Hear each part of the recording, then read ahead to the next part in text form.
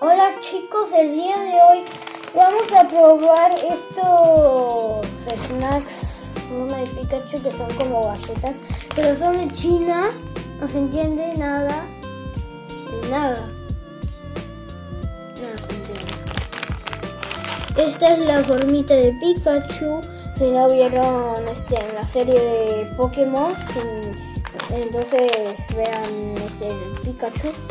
Acá tiene palabras chinas que no se entiende nada. Y la vendedora nos dijo que tiene sabor a carne. Así que abrir. Mi mamá me lo trajo solo para mí, ¿verdad? Sí, solo para compartir conmigo. Ok.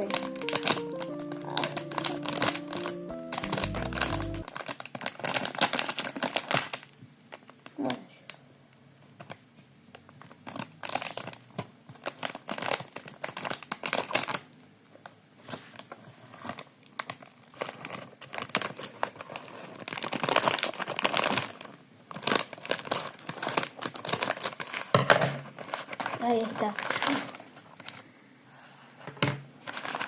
Yo pensé que era de forma de Pikachu. ¿Hay algo más adentro? No. ¡Ah! ¿Un tazo? ¿Qué tiene? Un código de R y...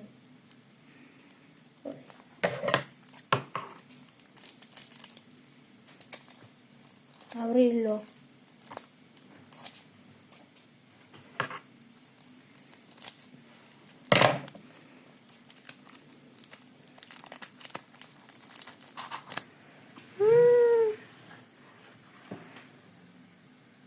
Es un Pokémon.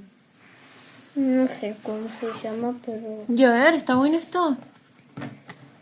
Ahora sí, lo que querían esperar, probar.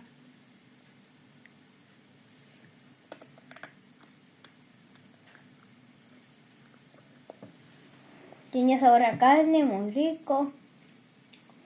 Si quieren probar esto, entonces vayan a una tienda que venden esto.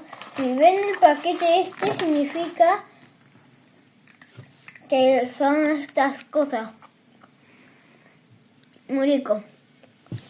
Es raro. Sí, les Tiene gusta. como...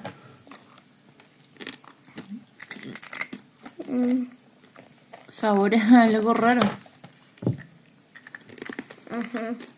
Pero está bueno.